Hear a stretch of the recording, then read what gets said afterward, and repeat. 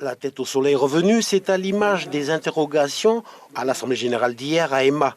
Si la crise sanitaire voit un satisfecit décerné au gouvernement collégial sortant, malgré quelques reproches quant à l'affichage des indépendantistes, des interrogations subsistent par contre sur l'accord intervenu sur l'usine du Sud. Chacun reconnaît le mérite d'un retour à la paix sociale, mais la viabilité du projet pose question. Tout d'abord, le recours du président de la province Nord, suivi par le tribunal administratif quant au doublement de l'exportation de minerais. Ensuite, à Canala, les mineurs connaissent le canal historique de l'exportation de latérite à Basse-Teneur, donc initié par le groupe Balland vers le Queensland. Une voie qui rémunérerait davantage l'ensemble des métaux contenus dans le minerai, mais qui éviterait l'augmentation de l'exportation. Certains craignent même de brader la ressource, mais c'est la consultation de sortie de l'accord de Nouméa qui demeure le cap, bien au-delà des divergences sur la présidence du gouvernement. L'invitation du troisième partenaire de l'accord de Nouméa, l'État, n'a pas emballé les discussions. Dans la période actuelle, il apparaît que chaque parti doit d'abord trouver un consensus dans son camp avant d'envisager une quelconque discussion avec les deux autres partenaires. Et l'invité politique de ce dimanche est le porte-parole du Palika, Jean-Pierre Jaiwe. Bonsoir. Bonsoir. Nous sommes à présent 2 mois sans la présidence et le 17e gouvernement élu. Quel est l'enjeu pour l'UNI autour de cette présidence? Eh bien, pour l'UNI, pour le Palika, un candidat Palika à la présidence du gouvernement est un enjeu majeur, un enjeu politique majeur.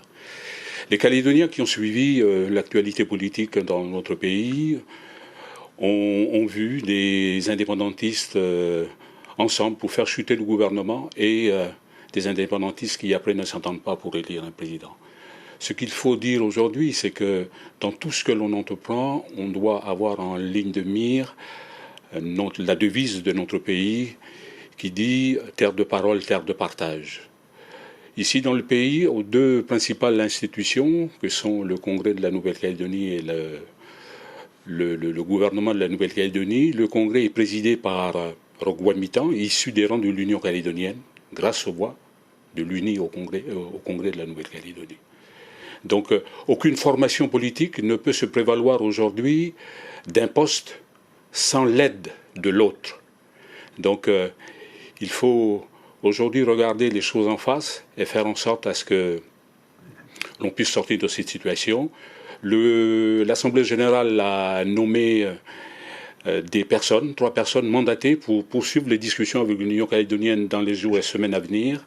Il y a un programme établi par le bureau politique du FNLKS qui fixe une convention au 1er mai, une convention du FNLKS où le sujet, s'il n'est pas résolu jusque-là, eh bien, d'ici là, eh bien, sera débattu à cette convention et on espère pouvoir trouver à ce moment-là un candidat unique pour pouvoir sortir de cette impasse. Alors en quoi le profil, la candidature de Louis Mapou est selon vous idéal pour mener les discussions avec l'État dans l'échéance qui reste jusqu'à la fin de l'accord et jusqu'au 3e référendum? La situation de la Nouvelle-Calédonie aujourd'hui, c'est une situation qui est emmenée par le combat politique que nous avons mené jusque-là. Louis Mapou n'est pas là maintenant pour briguer un poste au gouvernement de la Nouvelle-Calédonie, il est là. Il était là depuis toujours. Il a été porte-parole du FNLKS pendant qu'il était étudiant à Paris. Il est l'un des signataires des accords d'Oudinot. Et il est aussi, il a assumé un certain nombre de responsabilités, et pas des moindres, dans des outils mis en place pour le développement de notre pays. Je veux citer, il a été président donc de l'ADRAF, qui a mené la politique foncière de notre pays, sujet sensible qui est toujours d'actualité aujourd'hui. Il a été également directeur général de la Sofinor, qui a mené des activités de diversification économique au niveau de la province Nord. Il est président de la STCPI, il est membre du conseil d'administration des RAMET. Donc c'est quelqu'un qui est là, sur le plan politique, très actif. Et le Palika pense que Louis Mapou est le candidat le plus apte à présider le 17e gouvernement.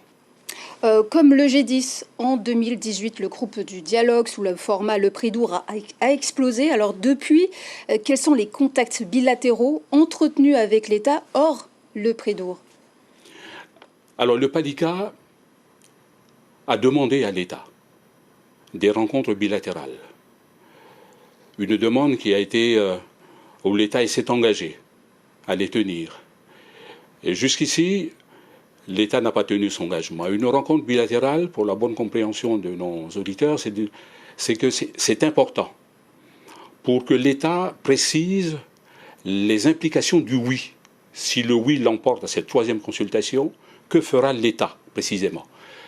Lors d'une rencontre avec l'ancien Premier ministre, on a demandé à ce qu'il y ait un document qui précise cela. Il y a eu 2 versions, 2 publications en 2018 et en 2020. Aujourd'hui, il y a une synthèse qui va être faite sur la consultation citoyenne et notamment des corps intermédiaires. Quels sont les points sur lesquels vous serez vigilant? Le premier, la communication qui a été faite alors dit simplement que l'État, si le oui l'emporte, ne se retirera pas brutalement. C'est une notion pour nous qui est vague. Ce que nous voulons, c'est que l'État précise bien ce qu'il entend faire au lendemain de la victoire du oui, parce que c'est une information importante pour nos populations, pour qu'ils puissent se prononcer en toute connaissance de cause. Les représentants de l'UNI vont se rendre à Paris fin mai à l'invitation du Premier ministre? Alors sur cette question, l'Assemblée générale s'est posé la question de l'opportunité d'un déplacement à Paris, compte tenu de ce que je viens de vous dire, du fait que ces rencontres bilatérales qui sont importantes pour nous à la demande du PALICA. Est-ce que ce déplacement, est-ce qu'il est important de le faire? On ne connaît pas le format, on ne connaît pas les sujets qui seront à l'ordre du jour. On pense que peut-être un représentant éminent de l'État, s'il vient en Nouvelle-Calédonie, pourra également faire les entretiens. Et nous nous posons quand même aussi des questions sur l'état d'esprit de l'État, parce que le ministre des Outre-mer a laissé entendre qu'il voulait emmener les Calédoniens dans la discussion pour trouver un nouvel accord.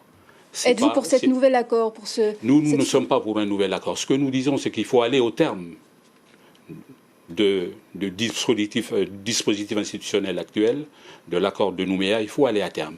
Nous avons connu de par le passé plusieurs statuts qui se sont succédés au rythme des changements de majorité en France. Aujourd'hui, nous sommes dans un statut qui nous a menés depuis 30 ans et nous a permis de travailler et de développer le pays.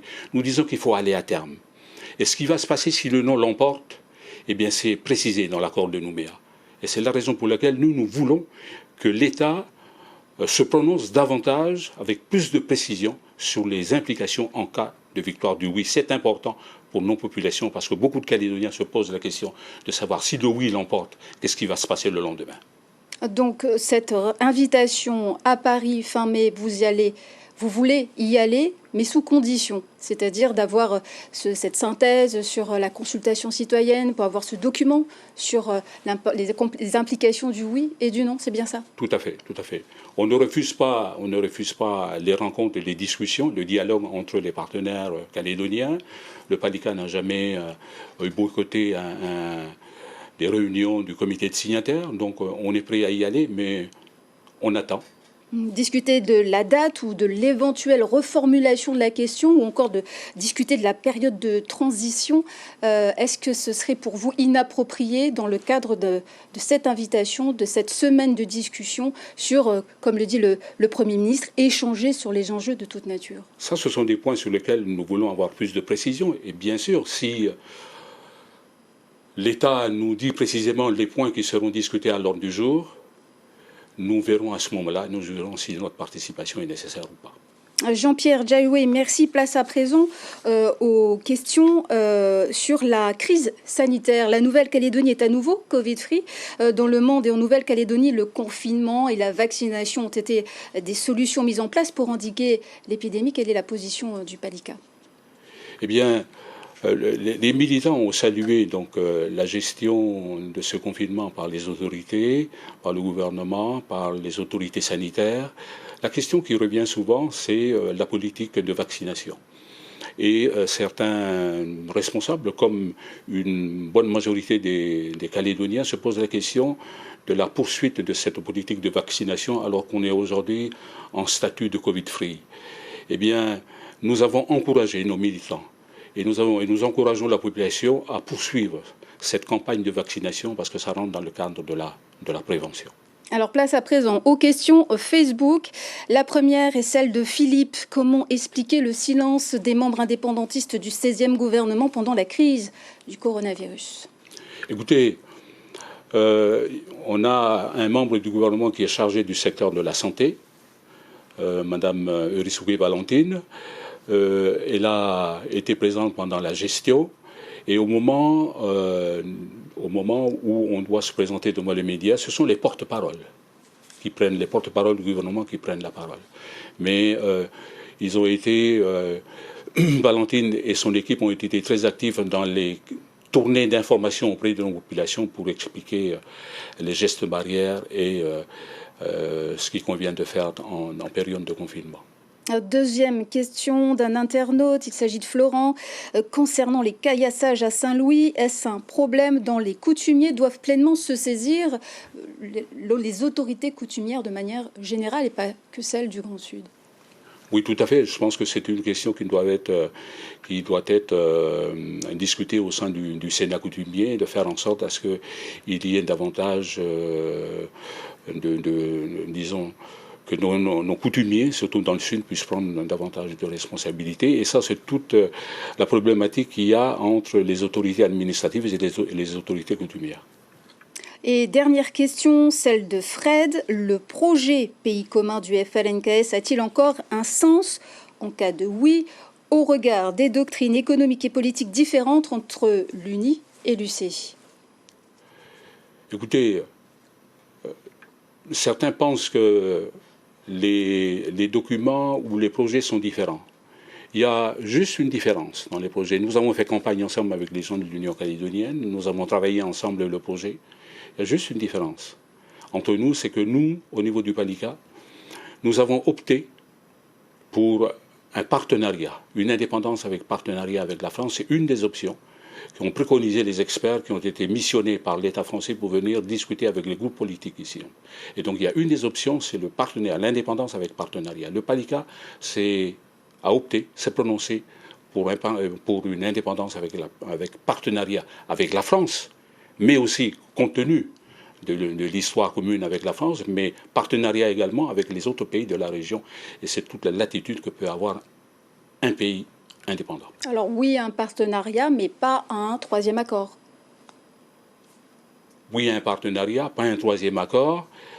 C'est-à-dire que si le non l'emporte, eh bien l'accord de Nouméa dit que les responsables politiques se mettent autour de la table pour prendre connaissance de la situation ainsi créée. Les institutions de ce pays continuent de fonctionner. Et c'est à ce moment-là que l'on se retrouve autour de la table pour discuter de la situation et voir ce qu'il convient de faire pour après. Et à ce moment-là, on peut discuter. Sur quel point? On peut discuter d'un nouvel accord. Et quand on voit les positions des uns et des autres, ceux qui veulent la France, ceux qui veulent l'indépendance, eh bien, le partenariat peut être un terrain d'entente entre ceux qui veulent l'indépendance et le maintien de la France, parce que c'est une indépendance du pays, mais dans le cadre d'un partenariat où la France et la Nouvelle-Calédonie, en fonction d'un accord négocié, gagnant-gagnant, disent quelles sont les compétences que peut continuer à exercer la France et quelles sont les compétences qui peuvent être exercées par la Nouvelle-Calédonie. C'est ça le partenariat. Et il y a des partenariats que l'on peut prendre comme exemple dans le monde. C'est ça que nous proposons. En tout cas, c'est ce que le Palika défend comme option. Merci Jean-Pierre Diaoué d'être venu sur ce plateau. Merci.